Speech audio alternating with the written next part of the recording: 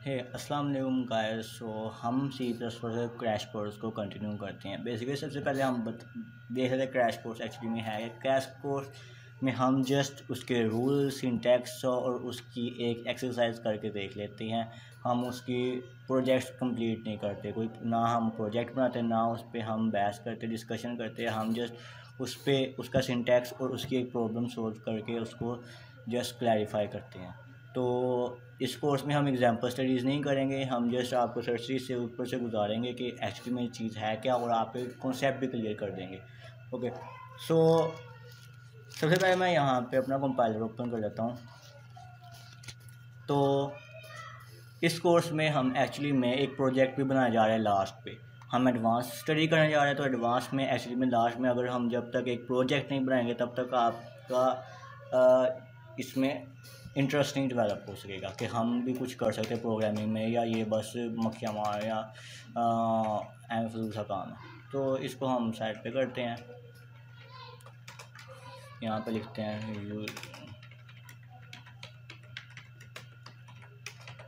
Using name space. अच्छा, ये हमने बेसिक स्ट्रक्चर लिख लिया है। तो स्विचिंग हमने कर ली थी। अब हम रेपिटेशन स्ट्रक्चर की तरफ आ रहे हैं। वहाँ पे हमने क्या स्टडी करना है कि हम एक जो से हमारे पास स्टेटमेंट है उसको हम बार बार कैसे दोहरा सकते हैं। मैं यहाँ पे फोर लिखता हूँ। फोर एक स्टेटमेंट है जो कि बताती है कि यहाँ पे रेपिटेशन होनी है on the basis of condition हम लगाएंगे यहाँ पे। वहाँ वो देखते हैं हम int I is equal to 0। अच्छा, हमने इनिशियलाइज कर दिया कोई भी वैल्यू, आई लिखते या कोई भी लिख दे, आपकी मर्जी है, ठीक है। तो यहाँ पर मैं लिखता हूँ आई। तो I is less than equal to 5, then I plus plus की बात हम अभी छोड़ते हैं कि आई प्लस प्लस एक्चुअली है क्या। ये ऐड जो से डिस्ट्रैक्ट करते हैं, ऐड्स को साइड पे कर लेते हैं। एक्सपेल कर लिया हुआ है इसको। ओके, तो अब यहाँ पे मैं एक स्टेटमेंट लिखने जा रहा हूँ। वहाँ सी आउट, यहाँ पे मैं लिखता हूँ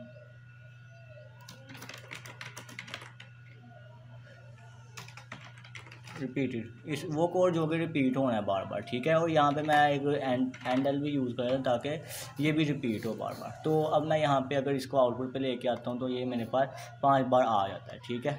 6 बार आ रहा है। 6 बार क्यों आ रहा है? हम 0 से स्टार्ट हो रहे हैं। 0 से जब एक इंक्रीमेंट होता है, सबसे पहले ये इंक्रीमेंट इनिशियलाइजेशन के बाद ये कंडीशन चलती है, कंडीशन के बाद यानी कि ये स्टेटमेंट चलती है। फिर बाद में एक इंक्रीमेंट होगा, आई की वैल्यू 2 3 4 5 तक जब जाएगी तो ये ट्रू होती जाएगी। 0 से 5 तक 6 बार चलेगी। जब आई की वैल्यू दोबारा इंक्रीज़ होगी, जब 6 हो जाएगी तो 6 यहाँ पे फास्ट हो जाएगा, तो प्रोग्राम टर्मिनेट हो जाएगा, ठीक है। तो अब हम एक और वैल्यू करते हैं, string n is equal to code to be repeated, ठीक है। अब ये मैंने डिक्लेयर कर दिया और यहाँ पे मैं लिख देता हूँ n, ठीक है। अब n की वैल्यू जो सी है वो क्या, कोड टू बी रिपीटेड, ये हमें आउटपुट पे मिल जाएगा, ठीक है। ये 6 बार मिला है हमें आउटपुट पे। यहाँ पे हम 0 की जगह 1 करके देख लेते तो 5 बार मिलेगा, एक लाइन कम मिलेगी हमें, ठीक है। तो ये क्या, कोड को रिपीट करता है on the basis of condition जब तक ट्रू होगी तब तक नहीं। अच्छा, अब यहाँ पे हम एक क्या करते हैं, हम इसको रहने देते हैं, हम इसकी इंक्रीमेंट नहीं करते। तो अब कंडीशन आई की वैल्यू चेंज नहीं होगी, ट्रू होती रहेगी, तो ये इन्फिनिट तक चलेगी, ठीक है। ये कितनी दूर तक जा सकती है हम सोच भी नहीं सकते, ये अनलेस के हमारा प्रोसेसर जो है जवाब दे दे, ठीक है। अब ये कंपाइलर स्टक होने से बेटर है कि वो एक अपनी लिमिट रखता है, वहाँ तक चलेगा। तो अब वहाँ तक चल के रुक गया, ठीक है। अब हम इसको क्लियर कर देते हैं। अच्छा, यहाँ पे हम इसको बाउंड कर दें आई प्लस प्लस, ठीक है। अब हमने 5 तक बाउंड कर दिया। अच्छा, अब या तो हम एंड लाइन यहाँ पे यूज़ कर सकते हैं, या तो हम यहाँ पे यूज़ कर सकते हैं कि हमने इसके बाद न्यू लाइन यूज़ करनी है। यहाँ पे हमने न्यू लाइन यूज़ करी है, तो अब क्या होगा, जब भी ये चलेगा न्यू लाइन पे प्रिंट हो। हालांकि हमने सी आउट में न्यू लाइन नहीं प्रिंट की, हमने सिर्फ उसके यहाँ पर कोटेशन में उसकी वैल्यू में न्यू लाइन प्रिंट कर दी है, तो वो चल पड़ी, ठीक है।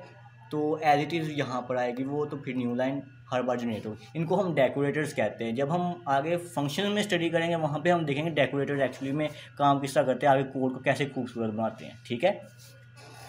सो ये फोर लूप थी। फोर के बाद आगे आते हैं हम वाइल लूप की तरफ। यहाँ पे क्या होता है, इंट मैं लेता हूँ एन आई, इसमें हमने पहले से वेरिएबल डिक्लेयर करना, I is equal to initialise होना चाहिए, ठीक है, while I is less then 5, ठीक है। उसके बाद यहाँ पे हम एक स्टेटमेंट है सी आउट,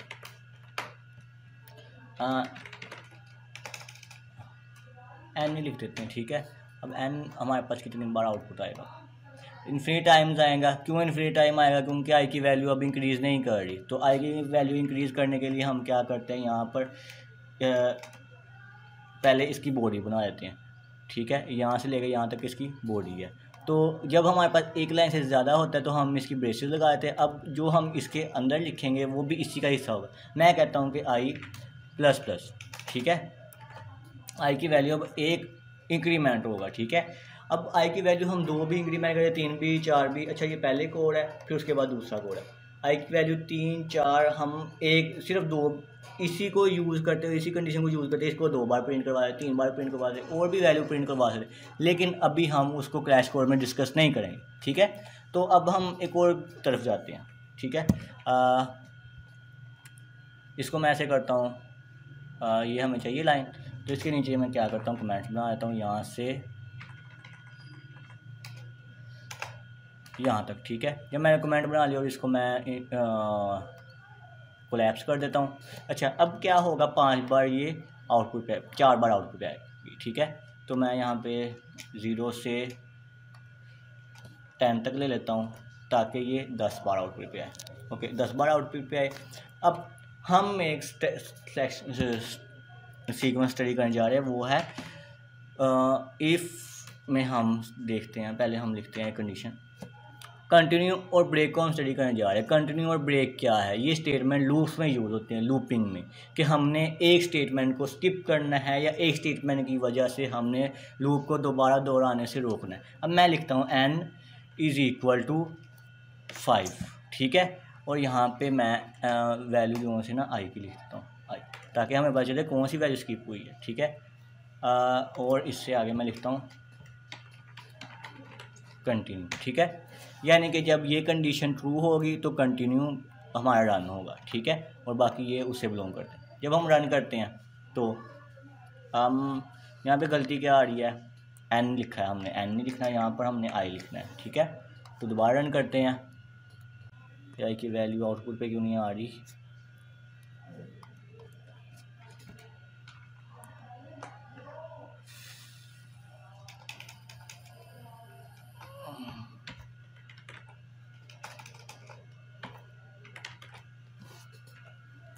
ओके। अब रन करके देख लेते हैं हम।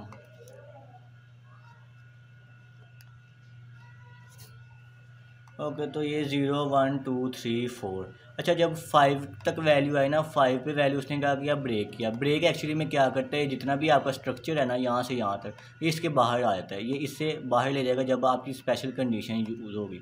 यहाँ पे स्पेशल कंडीशन है तो इससे बाहर आ गई। हमने इधर तक भी स्टडी कर लिया। अब हम आते हैं डू वाइल की तरफ, ठीक है।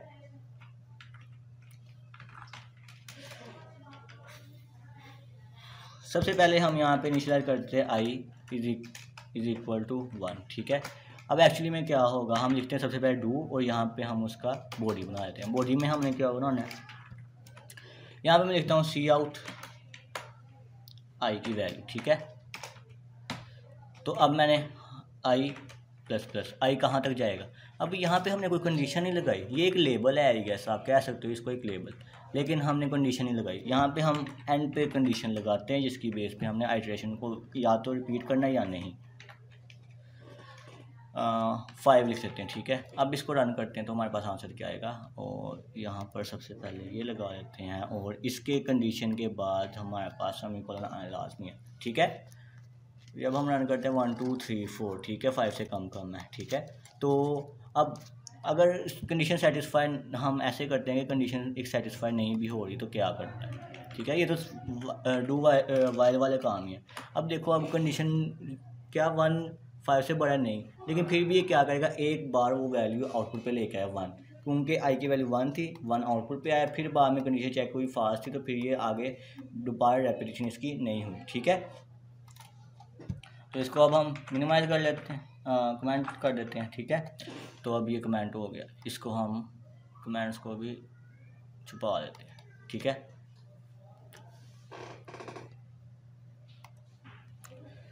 तो ये कमेंट सारे छुप गए हैं, ठीक है।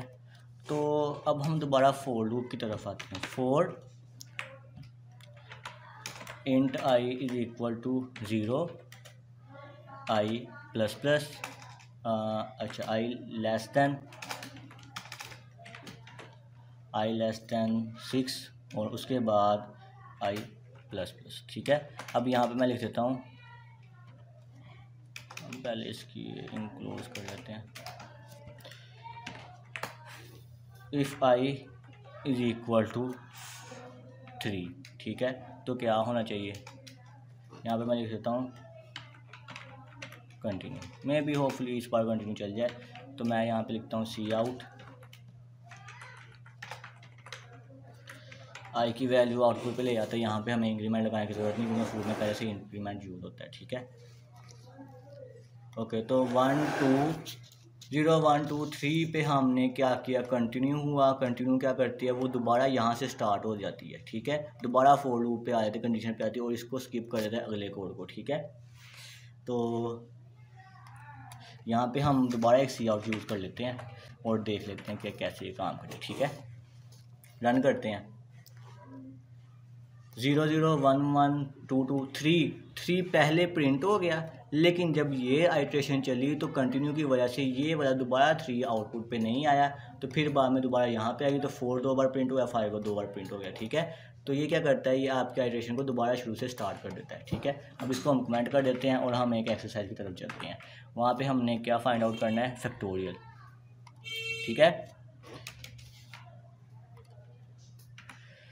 तो अब हम चलते हैं फैक्टोरियल की तरफ। एक्चुअली फैक्टोरियल क्या होता है, 6 का फैक्टोरियल हो सकता है 5 ज़रब 4 ज़रब 3 ज़रब 2 ज़रब 1, और 5 का फैक्टोरियल 4 का फैक्टोरियल 4 ज़रब 3 ज़रब 2 ज़रब 1 24, ठीक है। तो इसके लिए हम सबसे पहले इंट फैक्ट लिख लेते हैं, एक वेरिएबल डिक्लेयर किया है, इसको मैं 1 दे देता हूँ वैल्यू, ठीक है। इनिशियलाइज भी कर देते हैं और मैंने एक वैल्यू इनपुट्स लेनी है यूज़र से, ठीक है। ठीक है कि उसने किसका फाइंड करवाना है, ठीक है। सीन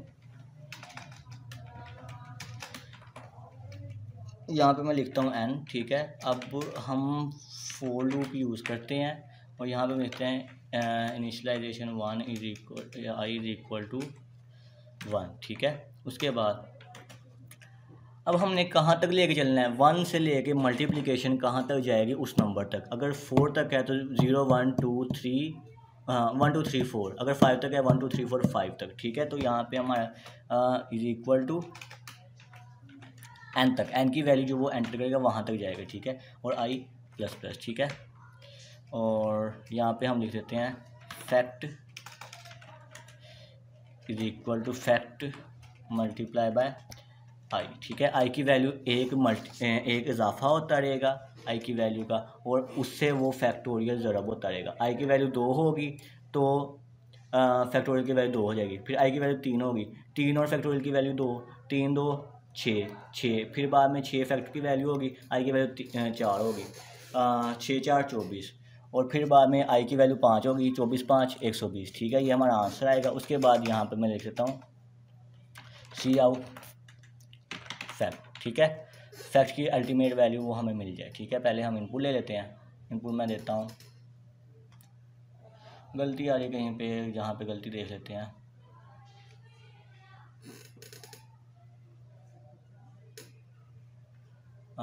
अच्छा एक्चुअली में ये हमने पहले से इनिशियलाइज करवाया हुआ है, तो यहाँ पे मैं लिख देता हूँ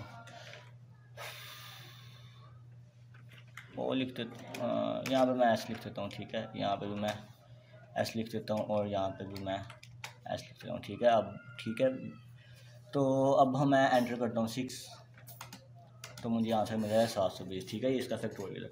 तो ये भी प्रोग्राम हो गया। अब इसके आगे अगला प्रोग्राम पे आते हैं। अब हमने आते हैं नेस्टेड स्ट्रक्चर्स की तरफ। नेस्टेड स्ट्रक्चर में क्या होता है, हमारे पास एक लूप के अंदर दूसरी लूप होती है, ठीक है।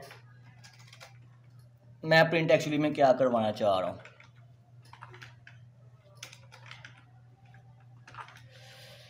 1 2 3 4 5 और एक स्टैटिक, ठीक है।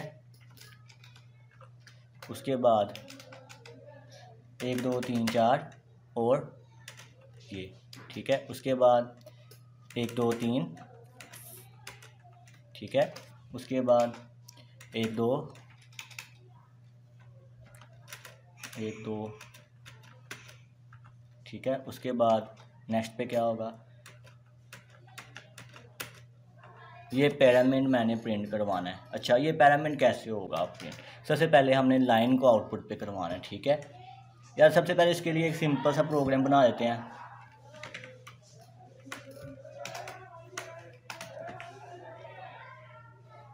For int I is equal to 1, ठीक है, और I is less than equal to 5, ठीक है। 5 लाइंस बनाएंगे हम आई प्लस प्लस, ठीक है। उसके बाद हम लिखते हैं एक और फॉर लूप इसके अंदर लगाते हैं, for int J is equal to 1, J less than equal to 10 तक जाएगी ये वैल्यू, और उसके बाद आएगा क्या, जे प्लस प्लस, ठीक है। उसके बाद मैं लिख देता हूँ सी आउट जे की वैल्यू, ठीक है। और उसके बाद यहाँ पे मैं लिखता हूँ सी आउट ENDL, ठीक है। अब हम इसको रन करके देखते हैं कि हमारे पास आंसर क्या आता है। इनके एंड पे सेमीकोलन लगाए हुए सेमीकोलन लगा देते हैं, अब रन करते हैं, हमें आंसर क्या मिलता है। ये हमारा बेसिक सा आंसर आ रहा है, 5 लाइंस प्रिंट हुए और 10 बार। पहले ये लूप चलती है, यानी कि एक बार आई की वैल्यू 1 है तो ट्रू चलेगी, तो फिर ये कितनी बार जे की वैल्यू प्रिंट होगी, 1 से लेकर 10 तक। फिर बाद में एक न्यू लाइन जनरेट होगी, न्यू लाइन जनरेट होने के बाद आई की वैल्यू 2 होगी तो 2 ट्रू है, फिर बाद में 10 बार प्रिंट करेगा, ठीक है। फिर न्यू लाइन, फिर बाद में आई की वैल्यू 3 होगी तो ये चलेगा 10 बार, 10 लिखा आएगा, ये 6 बार चलेगा, ठीक है। 1 2 3 4 5 बार चलेगा, ठीक है। तो इस तरह हमें जितनी बार चलाना हो हम चला सकते हैं। यहाँ पे मैं लिख देता हूँ, यहाँ पे मैं 50 लिख देता हूँ, यहाँ पे मैं 100 लिख देता हूँ। तो अब देखना पेज भर जाएगा हमारा आउटपुट। हमने थोड़ा छोटा कर लेते हैं, यहाँ पर इसको भी 50 कर लेते हैं, इसको हम 30 कर लेते हैं, ठीक है। अब हम देखते हैं हमारा आंसर पूरे पेज पे आ ही जाएगा इंशाल्लाह। अभी भी नहीं आ रहा, यहाँ पे 50 था। ओके, तो ये देखो हमारे पास सिर्फ कुछ लाइन ऑफ कोड की वजह से हमारे पास इतना लंबा आंसर आ रहा है, ठीक है। तो अब हम इतना काफ़ी है हमारे लिए। और अब हम आते हैं इस स्टैटिक वाले प्रॉब्लम की तरह। स्टैटिक वाले प्रॉब्लम में क्या होगा हमारे पास, सबसे पहले हम देखते हैं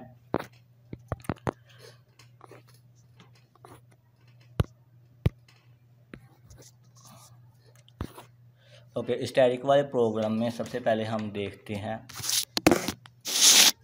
एक वेरिएबल। सबसे पहले हम एक वेरिएबल प्रिंट करवाते हैं एस के नाम से, ठीक है। एस की वैल्यू हम लिख देते हैं 5, ठीक है। तो एस की वैल्यू हमने 5 लिख दी, बाद में देखते हैं कि एस की वैल्यू 5 क्यों है, ठीक है। अब यहाँ पे मैं लिखता हूँ int I is equal to 1 and I is less than equal to S, ठीक है। और उसके बाद मैं लिखता हूँ 5, ओके, 5 लाइनें होगी, ठीक है। आई प्लस प्लस, ठीक है। ये हमारा एक काम हो गया कि हमने 5 लाइंस बनानी है, ठीक है, 5 लाइंस ऑफ स्टैटिक्स, ठीक है। उसके बाद हम एक और फॉर लूप लगाते हैं। इस फॉर लूप में हम क्या यूज़ करेंगे, हमने प्रिंट करवानी है सबसे पहले ये स्पेसिस, वाइट स्पेसिस, 5 4 3 2 1, ठीक है। यहाँ पे मैं लिखता हूँ int J is equal to 1, ठीक है। जे इज इक्वल टू 1 हो गया, J is less than equal to S minus I, S minus I, फिर बाद में जे प्लस प्लस, ठीक है। उसके बाद यहाँ पे मैं लिख देता हूँ सी आउट स्पेस, ओके। तो उसके बाद हम एक और फॉर लूप यूज़ कर लेते हैं। फॉर लूप में अब हमने क्या स्टैटिक प्रिंट करवाने हैं। मैं लिखता हूँ इंट के इज़ इक्वल टू 1 और उसके बाद यहाँ पे k is less than equal to, अब k की वैल्यू जो सी है वो क्या है, एक एक बढ़ रही है, तो i की वैल्यू भी बढ़ रही है, k की वैल्यू भी बढ़ रही है, तो इसको हम किसके बराबर रखेंगे, i के बराबर। ठीक है, जब हमारे पास आइट्रेशन में तब्दीली आ रही है, यहाँ पे तो हमारे पास सारा कुछ सेम था, लेकिन यहाँ पे हमारा डिपेंड कर रहा है इस आइट्रेशन पे, हर आइट्रेशन पे वैल्यू चेंज हो रही है, तो हमने आइट्रेशन को लेना है। ठीक है, तो यहाँ पे मैं i लिखता हूँ, उसके बाद यहाँ पे लिखता हूँ k प्लस प्लस। ठीक है, और यहाँ पे मैं आउटपुट पे सी आउट करता हूँ,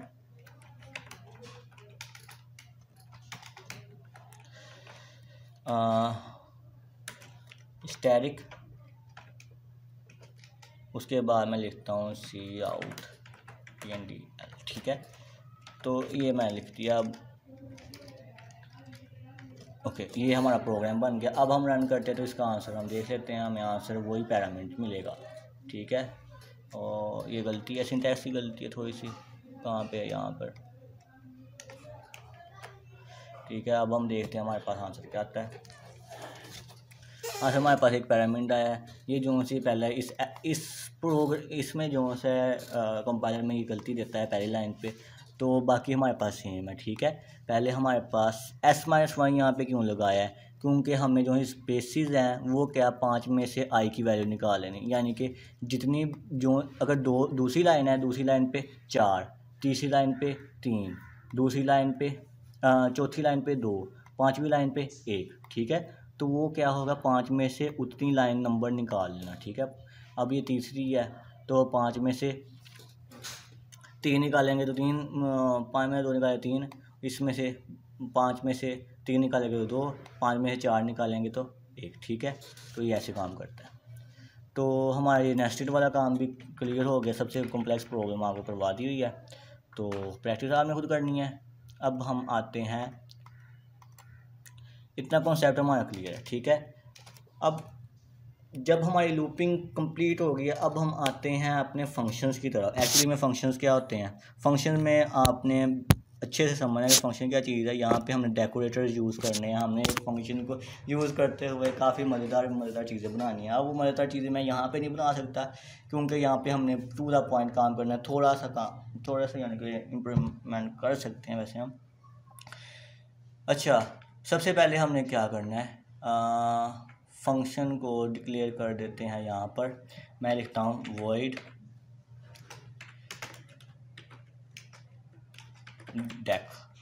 डेकोरेटर मैंने बनाना है। अब void डेकोरेटर, इसके अंदर कोई पैरामीटर नहीं होंगे, और अब मैं जैसे मेन फंक्शन बनाया वैसे ही मैं एक फंक्शन बनाता हूँ यहाँ पर void। अब ये मैं यहाँ पे बनाने जा रहा हूँ, और इसकी बॉडी मैं लिखता हूँ यहाँ पे सी आउट,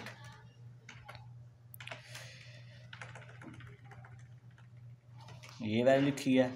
ठीक है, और ये जो है इसको मैं कॉपी करता हूँ ऊपर तक, यहाँ पे करता हूँ पेस्ट, और यहाँ पे सी आउट करता हूँ।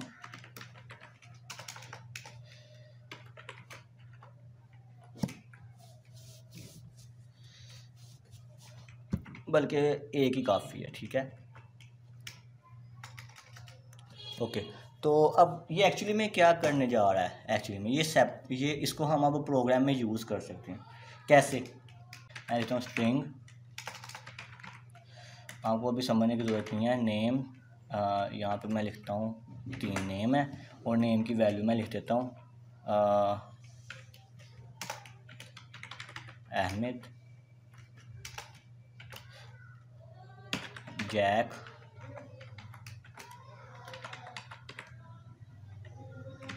एनोनिमस। ठीक है, तो ये अब मैंने एक स्ट्रिंग डिक्लेयर कर दिया। अब मैं क्या करना चाह रहा हूँ, इसके एलिमेंट्स को एक्सेस करने जा रहा हूँ। Int i is equal to 0, और यहाँ पे लिखता हूँ i लेस दैन 0,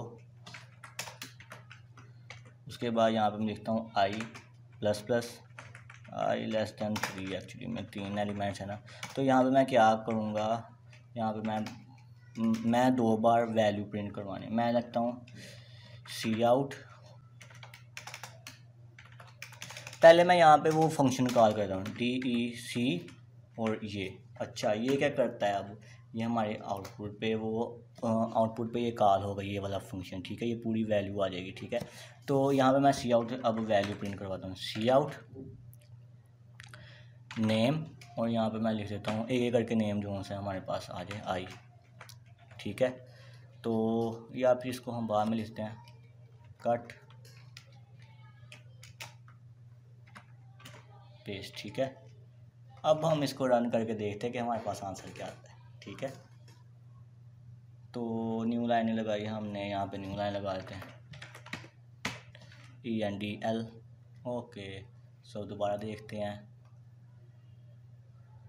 अभी भी गलती आएगी हमारी, ठीक है। तो अब इसके बाद हम न्यू लाइन लगा देते हैं, या हम डेकोरेटर में न्यू लाइन लगा देते हैं यहाँ पर इधर,